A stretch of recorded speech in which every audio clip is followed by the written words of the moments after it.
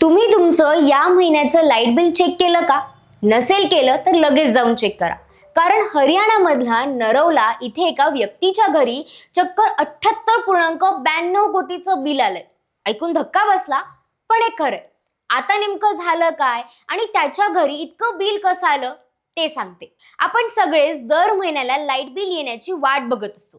कधी 1,000, कधी 2,000, जास्तीत जास्त 5 ते 10,000 आलं तरी टेन्शन येतं. इतकं बिल कसं आलं असा प्रश्न पडतो.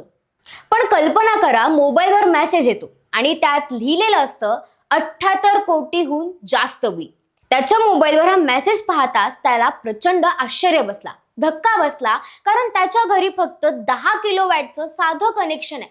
आणखी धक्कादायक गोष्ट म्हणजे हे बिल एप्रिल 2026 दाखवलंय, पण मीटर रीडिंग फक्त 6 दिवसांची आणि त्या 6 दिवसात दाखवलेला वापर 9,99,99,429 युनिट.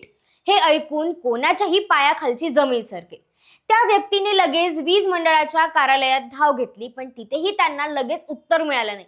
आणि तिथे सगळ्यात मोठा प्रश्न उभा राहतो, फक्त तांत्रिक बिघाड आहे का, की खरंच कुठेतरी मोठी चूक झालीये? त्या व्यक्तीने आरोप केला आहे की हे बिल जाणीवपूर्वक पाठवण्यात आलंय. आणि जर असं असेल तर हा फक्त एक व्यक्तीचा प्रश्न नाही, तर प्रत्येक सामान्य नागरिकांसाठी ही चिंता वाढवणारा मुद्दा आहे. कारण आज त्याच्यासोबत झालं, उद्या कदाचित तुमच्या किंवा माझ्या सोबतही असं होऊ शकतं. दरम्यान वीज मंडळाच्या अधिकाऱ्यांनी सांगितलं आहे की या प्रकरणाची तपासणी सुरू आहे आणि बिलातील चूक लवकरात लवकर दुरुस्त केली जाईल.